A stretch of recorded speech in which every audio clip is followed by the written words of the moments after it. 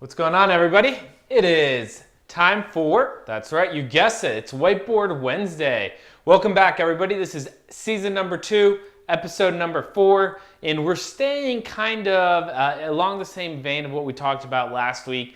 Last week we were talking about Zestimates and if the Zillow value of your house is accurate or not. And so if you're interested in having that question answered, check out season 2, not episode 4 because that's today, but season 2, episode 3, Zillow value of your house and if that's accurate or not and how does it come up with. Today, we are still talking about value, but we're gonna handle a question we hear a lot actually, and I think if you're going to sell your house or if you're thinking about buying a house, it's something that you're gonna think about either internally or you're going to vocalize it to somebody that you're working with, whether it's an agent, an attorney, etc., whoever it might be. And this is the question: is tax value the same as market value?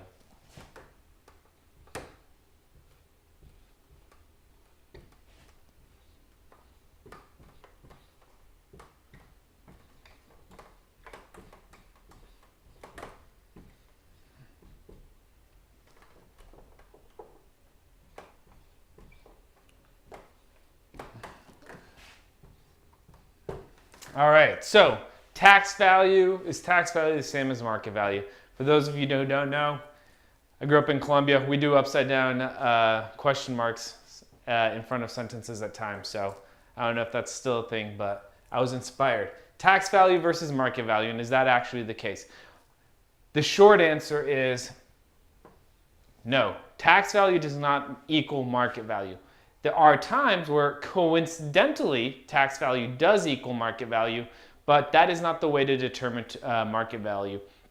And just as just to let you know, what we'll be looking at next week, we're going to be talking about market value a little bit more in depth next week to tell you exactly what that means and talking about certain things that have to do when you're going to see like a CMA or comparative market analysis, or if you're looking at comps and somebody's telling you, hey, well, based on the market, this is what your house is worth. We'll talk about that next week. But today we're just going to talk about the difference of these two. And something really important to remember, we talked about this last week, is ultimately the value of your home is what somebody's willing to pay for it and what you're willing to sell it for, right? So if you're here in the West Asheville area, you're going to have anybody who's going to be willing to pay you $100 for your house. But that doesn't mean it's market value because you're not willing to say yes to that, right? So if somebody comes in and offers you whatever you feel your house is worth and you agree and you sell your house at that point, well, voila, that's the market value. For better or for worse, you would have impacted what the market is going to see. And so that's why when you're selling a house and the house down the street sells for a really high amount, you get really excited. You're like, ooh, wow, their house just sold for $50,000 more than what I bought my house for. I wonder what my house is worth. But the reverse is also true. If the house down the street sells for, say you bought your house at $250 and the house down the street all of a sudden sells for $200 and you have a very similar house, again, it's going to impact the market value. And so we'll get into that a little bit next week. So tax value. What is tax value? Ultimately, that's the value of your house that is being taxed on. The short answer is there's two main variables that are taken into account, and that's the land value and the improved value.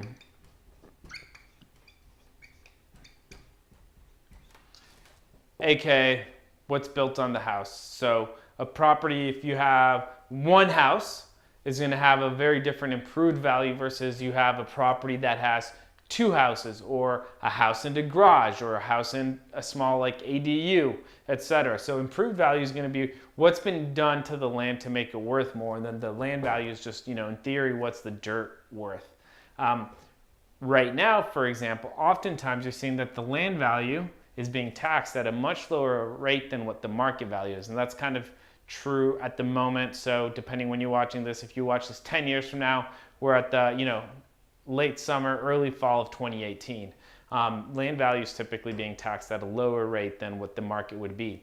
And then improved value, depending, and this is such a neighborhood specific thing, improved value can be sometimes way more than what market value is, and at the same time it can also be less. An example of improved value being more than market value is if you have a house that hasn't been updated, Say it's a big house, say 2,000 square foot house or 2,500 square feet, and it's in a good area, let's call it again, let's use the West Asheville as an example, but it hasn't been updated in 30, 40 years, which happens, the tax rate's gonna go up, but that house doesn't necessarily mean that the market value is with that because of the work that's gonna be needed.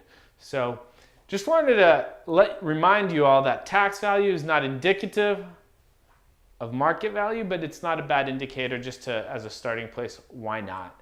And again, market value. So we'll talk into that next week. As a little teaser, we're going to be talking about CMAs.